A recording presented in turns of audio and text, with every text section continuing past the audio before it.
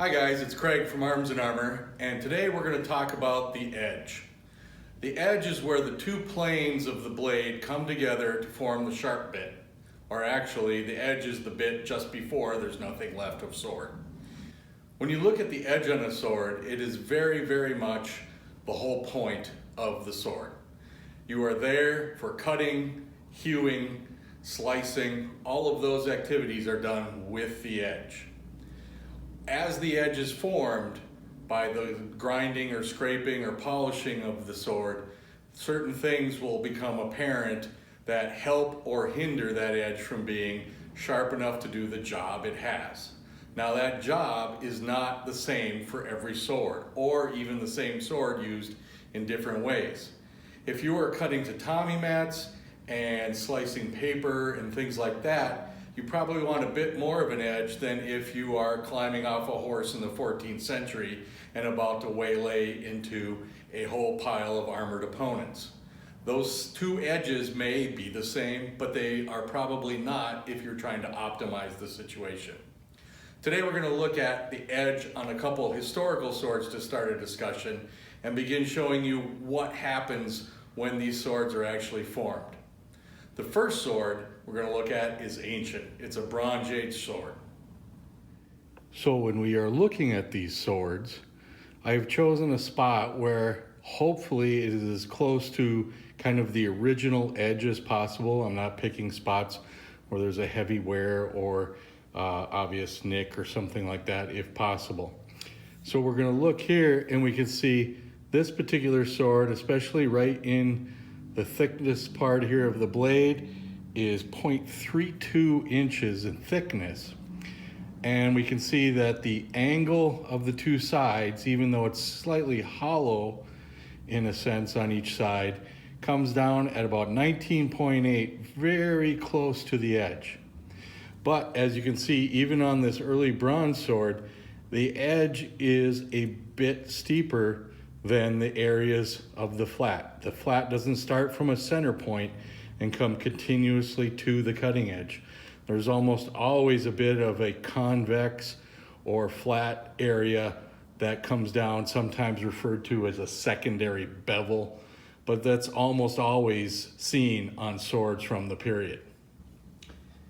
And in the second picture, you can see the secondary bevel on the bronze sword. Now we're going to jump ahead to a probably 8th or 9th century Nordic style blade created with a pattern welded center and has a relatively well-defined fuller coming down.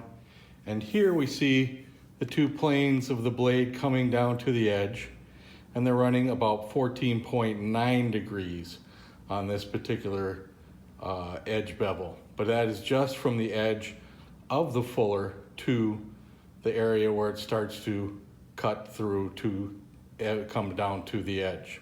This is particularly difficult blade to kind of find a good spot for this, but I think the spot we have on here is quite good as far as showing where the original edge was. But we can see that that bevel does not come all the way down and actually stops at a point short of where the actual two surfaces would meet if they continued on. And it starts to go into that convex area that creates the edge. Now we're going to look at this early medieval piece, probably from Italy, Norman Italy. It has a very flat or almost fullered blade, but it's very much a hexagonal kind of shape. It's just a little thinner down the center than it actually is where the reinforce of the edges occurs, or the edges of the fuller, you could say. But this has a particularly fine and thin edge, 12.1 degrees on the particular piece. And it comes down very much almost to the edge. It does not start to go convex until right near the end. This particular piece is not particularly thick. It's got a thickness of just 0.1 of an inch at this point of the blade. One of the things that this particular sword really illustrates is that you did not need a massive sword at all to be effective in this time period. You could do it with a very fine edged piece, but again, we are looking at a piece that does not go just flat along those two planes until it comes to the edge. It in fact does have what some people call a secondary bevel.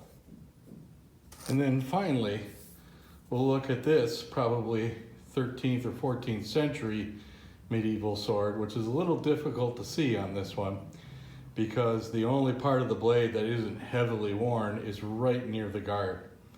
And just taking that as an idea of what the original sword would probably be like, we're looking at 11.8 degrees as far as the angle of our planes coming down the surface here.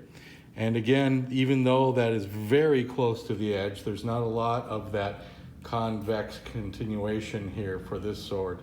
It does have a little bit.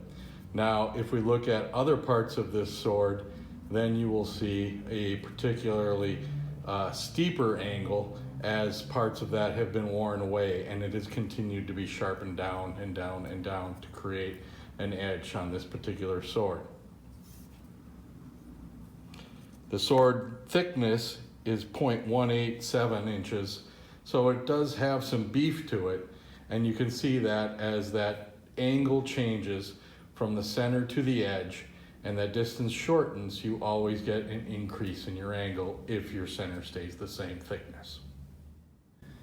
So, we hope you guys have enjoyed looking at some of these edges on medieval swords.